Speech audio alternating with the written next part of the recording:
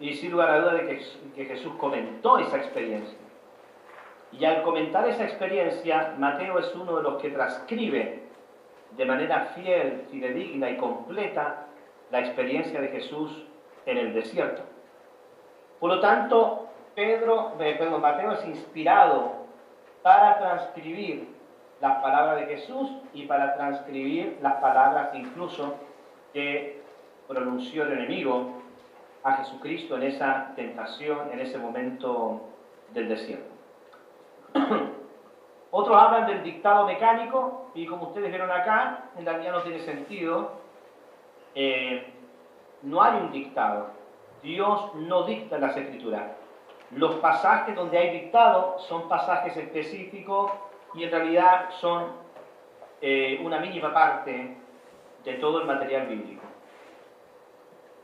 Por lo tanto, creemos en la inspiración verbal de las Escrituras. Muy bien, voy a explicar un poquito esto. Esta parte es importante. ¿Se acuerdan la inclusión en el canon basado en 4 pruebas?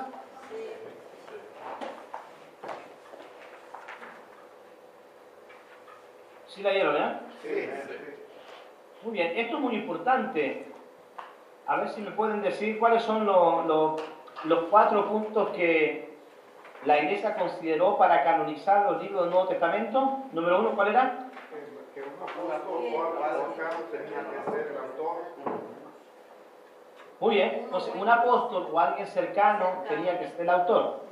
Mateo y Juan son apóstoles. Marco y Lucas son cercanos a un apóstol. Segunda cláusula, el libro tenía que coincidir con lo que la Iglesia ya conocía como las Escrituras. Si había algún conflicto, el libro no era aceptado. Tenía que coincidir el tema teológico con el pensamiento de la cristiandad en general. Un libro era considerado sagrado si cumplía con este segundo requisito también de tener concordancia teológica con el pensamiento general de la Iglesia en aquel entonces. Número 3. El libro debía de ser aceptado ampliamente por la Iglesia. Tenía que ser aceptado ampliamente por la Iglesia. Claro, y La Iglesia en ahora, conjunto debía de aceptar que Dios había inspirado el libro. claro, si solo una pequeña porción de la Iglesia creía en un libro inspirado, no se le ponía en el canon. Claro, y esto es algo interesante porque a algunos escritos petrinos, escritos de Pedro, llegan a ciertas localidades de la iglesia de Jerusalén y del norte de África, pero esos documentos de Pedro en cuanto a la mirada que él tiene de Jesús no llegan a Europa. Por lo tanto, la iglesia que estaban en Europa no conocían esto que llamamos el Evangelio de Pedro. No lo conocían. Por lo tanto, aunque fue escrito por Pedro, no entraba al canon. Ellos eran sumamente rigurosos en ese sentido.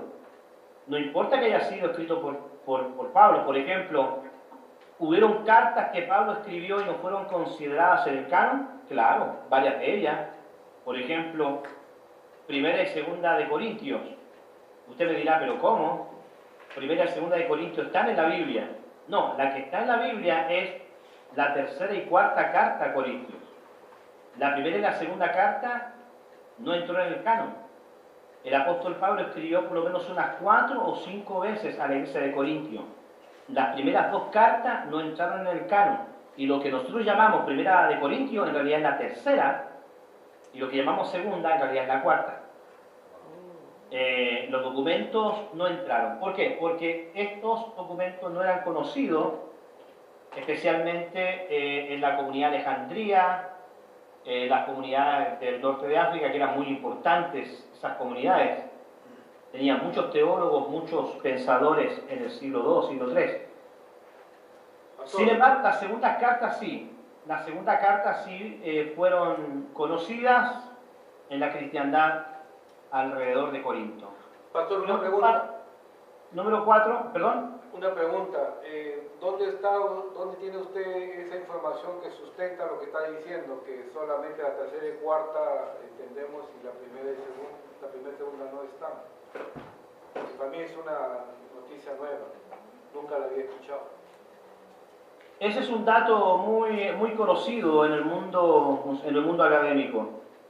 Es un dato muy manejado, inclusive hay varias cartas, hay otras cartas que Pablo escribió para su amigo Filemón, hay unas salutaciones que Pablo hace también para algunos hermanos específicos, hay cartas particulares y hay cartas pastorales y hay cartas ya más universales por el apóstol Pablo.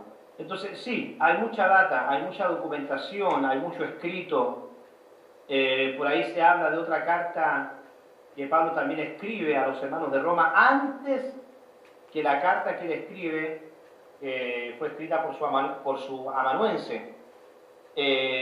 Todos esos datos no son, son parte de la investigación, ¿verdad? Son parte del conocimiento que hay en cuanto a la historia de la canonicidad. Puedo proveerle algunos trabajos antiguos sobre esto, algunos escritos antiguos sobre el proceso canónico y las cartas que había. Recuerden de que el arte de escribir era algo sumamente común y muy importante. No había teléfono, no había ningún otro sistema para hacer llegar un pensamiento a otro sino a través de cartas. Así que los padres de la iglesia, los discípulos, todos escribían constantemente. Escribían constantemente. Porque era parte incluso de su oficio ministerial, de su quehacer ministerial escrito. Entonces, hay mucha data, hay mucha información que se puede encontrar fácilmente para averiguar las otras cartas de Pablo, las otras cartas de Pedro, que fácilmente se pueden hallar. Esto lo podemos incluso tratar de manera más profunda si en algún momento nos da la oportunidad el Señor de poder tener un diálogo sobre canon, sobre canonicidad, canon, historia del canon o historia del Nuevo Testamento. Podemos ver. Una porque en el siglo III, según algunos papirólogos, en el siglo III probablemente habían casi entre 10.000 a unas 15.000 cartas. Uno dice, ¿pero cómo? No, es increíble. Ya en el siglo III había una abundancia de material. Y en el siglo III todavía estamos trabajando el canon del Nuevo Testamento. Esto significa de que habían cartas que podrían haber entrado en el canon. Por ejemplo, una carta que estuvo a punto de entrar en el canon son las cartas del pastor de Hermes. Es un tremendo teólogo de principios del siglo III. Es un teólogo romano, cristiano romano, y un tremendo conocedor de la Escritura. Él era un famoso orador, que ahora le llamamos los abogados. Y como orador era experto en filosofía y era experto también en el arte de la comunicación y en el arte de la escritura. Él escribe de manera muy exquisita. Pero no entró, pero estuvo a punto de entrar. Hubiéramos tenido en la Biblia cartas del pastor de Hermes a la iglesia, como una carta universal incluso. Entonces, ahora, ¿pero por qué no entró en el canon? Únicamente porque no fue una persona cercana a un apóstol. Simplemente por eso. Pero él tenía el requisito del número 2, cumplía el requisito número 3 y para algunos cumplía el requisito del número 4. Pero el punto número 1 es algo que prácticamente determinó incluso que mucha literatura del siglo III no entrara en el canon. Yo he leído he leído las confesiones de Atanasio, he leído las confesiones de Juan Crisóstomo, he leído varios documentos del pastor Hermes, documentos del siglo III, el Evangelio de los Egipcios, que es un evangelio interesante. He leído la documentación del padre Capadocio, todo lo del siglo III. El siglo de oro del mundo teológico, el siglo III. De los padres latinos, padres griegos, etc. Y hay increíble. Uno dice, wow, este escrito hubiera sido maravilloso si hubiera estado en el canon. Porque son exquisitos. Realmente se ve la espiritualidad de estos hombres al escribir. Por lo tanto, escribir es parte del ministerio. Y quiero hablar de esto. Escribir es parte del ministerio. Escribir. Nosotros dejamos de escribir aproximadamente en el siglo XIX. Interesante. En el siglo XVIII los ministros escribían. Escribían sus homilías, escribían sus predicaciones, escribían los estudios. Cada congregación tenía un sistema. Cada congregación tenía discipulados, tenían escuela dominical, tenían todo. ¿Quién proveía el material de la escuela dominical? El corazón del pastor. Porque el pastor escribía. Era teólogo. Estaba preocupado en leer. Estaba preocupado en escribir. Pero a partir del siglo XIX perdimos la capacidad de escribir. Somos buenos predicadores, buenos maestros, pero muchos no tenemos la habilidad de escribir. Y en el punto de hoy, creo que estamos un poquito en desventaja, porque las redes sociales tienen que ver con leer, tienen que ver con escrito. Nuestros jóvenes, nuestros hermanos están siendo bombardeados con un sinnúmero de páginas web donde hay pseudos maestros que escriben. También hay maestros verdaderos que escriben. Hay gente que escribe, hay gente que está constantemente escribiendo, pero también hay otro tipo de escritura que hace daño, la escritura de malintencionados o de otras sectas. Por lo tanto, tenemos que volver al arte de la escritura. Muy bien. ¿Alguna otra pregunta? Pregunta el pastor Palacios. Hermano, ¿podríamos considerar entonces que los libros que se consideran apócrifos sencillamente no están en la escritura porque la iglesia no encontró los 4 aspectos que acaba de mencionar, pero que tienen una riqueza literaria e histórica maravillosa que sería bueno que nosotros como lectores de la palabra de Dios los incluyéramos para leer acerca de lo que pasó en esos tiempos? Una excelente pregunta, excelente pregunta. Respondo. Hay que hacer la diferencia entre los apócrifos del Antiguo Testamento y los apócrifos del Nuevo Testamento. Los apócrifos del Nuevo Testamento, del Antiguo Testamento, perdón, apócrifos del Antiguo Testamento, son literatura mayormente histórica, donde hay una preocupación más bien literaria. Son ricos en literatura, ricos en historia, como el caso del 1 y 2 de Macabeo, ricos en literatura como Odas de Salomón o el libro de Sabiduría, que es una exquisitez, es bello la lectura de ese libro, pero también algunos apócrifos del Antiguo Testamento se dejan ver su inclinación mitológica. Hay algunos escritores palestinenses de tendencia más liberal que probablemente escriben y no logran discernir entre los mitos populares o los mitos campesinos y los ponen allí. Por ejemplo, esa idea de un ángel que hace brujería en el libro de Tobías. Esa es una idea muy marcada entre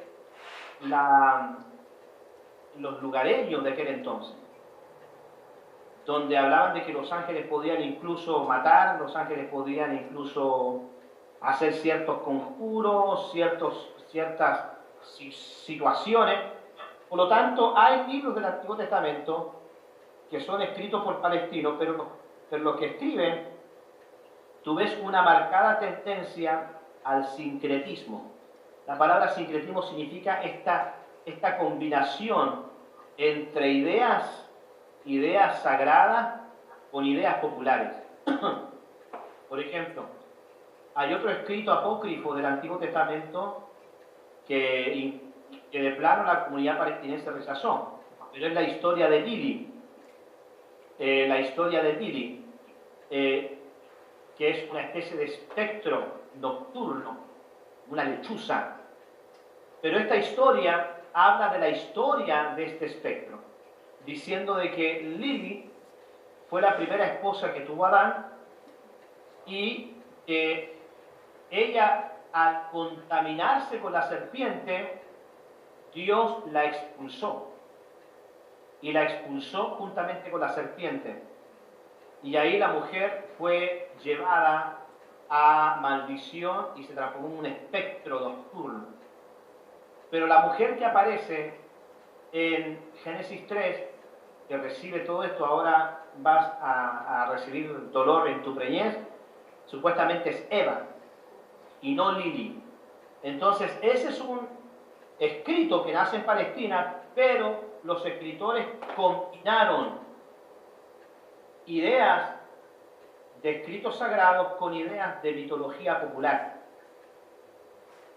Por eso te digo de que hay que tener un poquito de cuidado cuando me dices los apócrifos. Hay que discernir, hay que tener un conocimiento de qué apócrifo estamos hablando. Ahora, también hay que decir que la mayoría de los apócrifos del Antiguo Testamento son de una riqueza saludable. Porque hay una riqueza literaria, como el libro de sabiduría, etc., y hay una riqueza incluso histórica. Para algunos papirólogos, el único libro donde se deja entrever el sincretismo es el libro de Tobías. Todos los demás libros apócrifos del Antiguo Testamento, que podemos encontrarlos en algunas Biblias de versión deuterocanónica, son libros saludables, son libros que podemos leer, porque hay una riqueza. Ahora, no fueron considerados en el canon del Antiguo Testamento. Sin embargo, los podemos leer porque hay una riqueza literaria y una riqueza histórica. Pero también, con mucho cuidado al leer Tobías, porque comprendemos de que el escritor combinó sincretismo. Ahora, cuando entramos a los apócrifos del Nuevo Testamento, eso es distinto. Los apócrifos del Nuevo Testamento hay que tener un poquito de cuidado ahí, porque es difícil de identificar, ya que una gran mayoría de los apócrifos del Nuevo Testamento son considerados fraudes gnósticos. Fraudes gnósticos. Un gran porcentaje de ellos. Y otros no. Los fraudes gnósticos. Los gnósticos fueron una secta, bueno, más bien era un movimiento filosófico que después se transformó en una secta cristiana. Que Pablo, los discípulos del Señor y la iglesia después, al avanzar los años y los siglos, condenaron de manera intolerante, categórica, este movimiento filosófico y después secta cristiana llamado los gnósticos. Y los gnósticos escribían mucho, porque entre ellos habían intelectuales y escribían bastante, y mucha de esa literatura que ellos escribían era fraude, porque ellos, ahí por ejemplo, especialmente lo que más uno conoce de ellos son los fraudes cristológicos. Hablaban de un Jesús homosexual, o de un Jesús casado, o de un Jesús con relaciones sexuales con María Magdalena, o un Jesús que tenía amoríos sexuales con Juan. y un Jesús completamente distinto al Jesús canónico de Mateo, Marcos, Lucas y Juan. Por lo tanto, esos apócrifos a través del tiempo fueron descubiertos, se descubrió los fraudes, y entre esos está el Evangelio de Judas, el Evangelio de María, el Evangelio de Magdalena, el Evangelio de Jesús. Todos esos son fraudes gnósticos.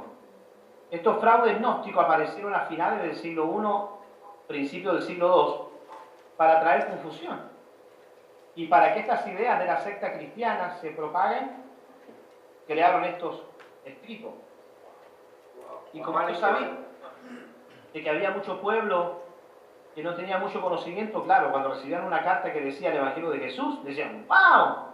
El Evangelio de Jesús, y se tragaban toda la literatura, y no logrando discernir que era un fraude gnóstico.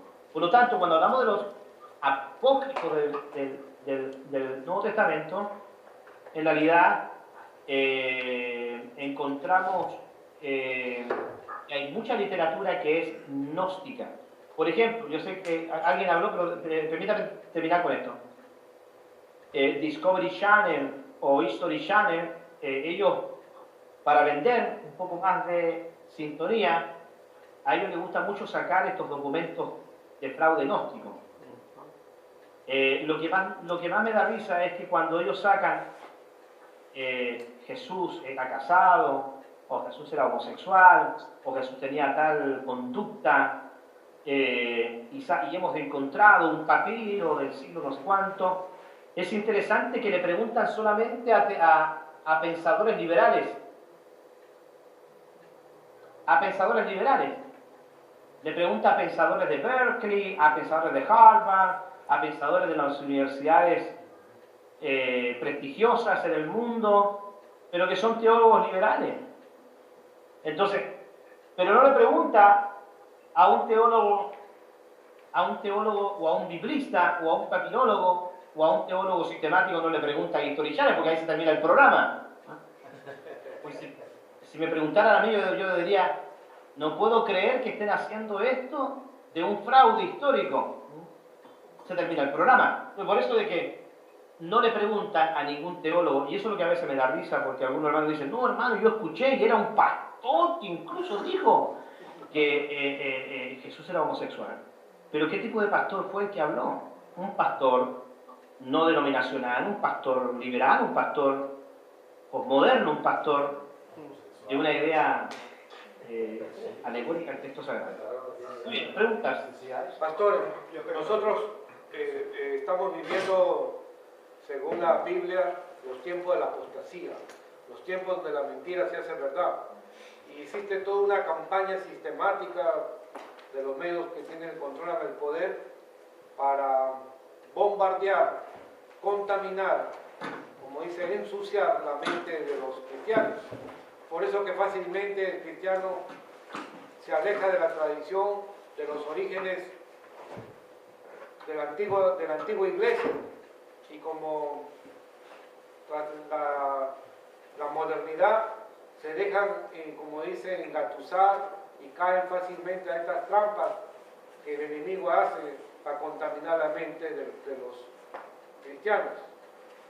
La pregunta es esta, pastor. Hay mucha confusión. Entonces, de acuerdo a usted, yo sé que hay que leer la Biblia, hay que leer la palabra de Dios. Usted habla de interpretación. ¿Quién puede interpretar mejor la situación actual? Porque yo me he enterado de que la iglesia debe ser el portavoz de la humanidad. La iglesia debe decir siempre, sentar posición sobre todo. Pero ahora no, la iglesia espera, por ejemplo, que el mundo opine para después opinar uno. O sea, uno no tiene opinión. Entonces yo veo que hay una falta de predisposición de determinar el camino a seguir que debe decir la iglesia. Y ahí es el problema de la interpretación. Entonces, en este momento histórico que vivimos de los últimos tiempos, no va a haber esas luces, esos faros, esa gente que levante las llamas del conocimiento para dar una interpretación correcta, porque realmente estamos a la defensiva, pastor. Claro. Definitivamente comparto la preocupación porque nos falta un poquito más de, de preparación, de sentido de ubicación incluso, a estar consciente de la necesidad de ser un referente para nuestra generación, para nuestros jóvenes, para nuestra iglesia. Porque digo, la autoridad principal que interpreta las Escrituras es el pastor. El pastor, la iglesia puede tener un maestro, un teólogo entre ellos, pero al final la autoridad principal y esencial cae sobre el ministro del Señor. Así que tenemos una gran responsabilidad como intérpretes de la Escritura, como hermeneutas, como te dije la semana pasada. Entonces, una responsabilidad, dice Pablo, traza bien la palabra de verdad.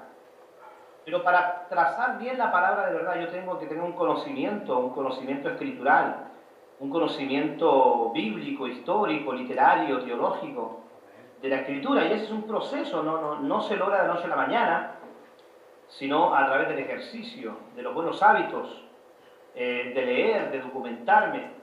Entonces,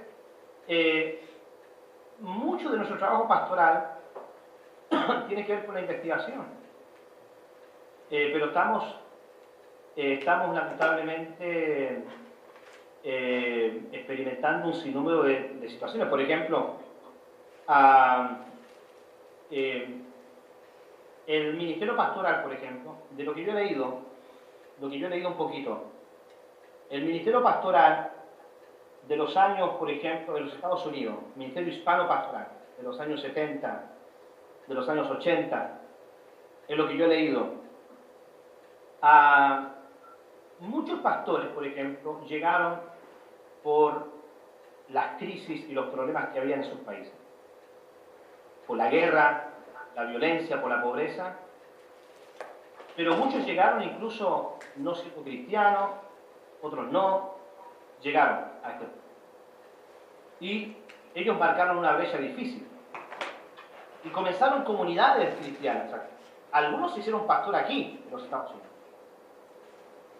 Por lo tanto, era el tipo de predicación, el tipo de compromiso era otro. No estaban las redes sociales, entonces estaban todos enfocados en un tipo de predicación, en un tipo de estilo, el pastor entregado a la obra del Señor, y no había tiempo para estudiar, por eso de que años 70 y 80, los únicos teólogos que existían eran los puertorriqueños, nadie más, eran los doctores en teología.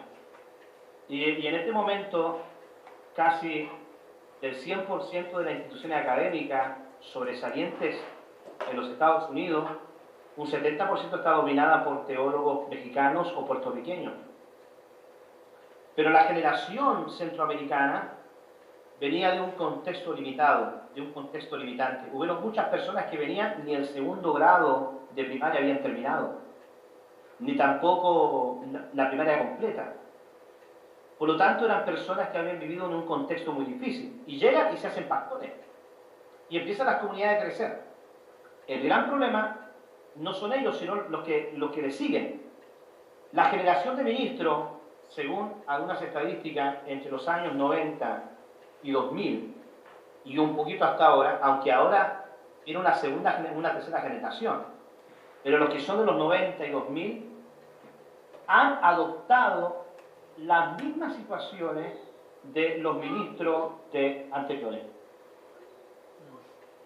Entonces, han adoptado las mismas situaciones de ellos. O sea, hay una falta de educación, hay una falta de preocupación teológica.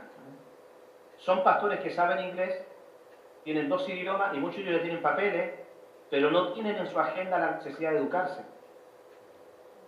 No tienen en su agenda la necesidad, no han sufrido como sufrió la primera generación del 70 y el 80.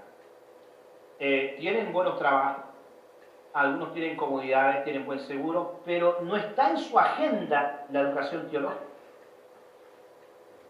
Lo complicado es que la nueva generación de ministros, que son de los 2000, años 2000 en adelante, esta generación que viene, que está siendo pastor en este año, está repitiendo el mismo formato.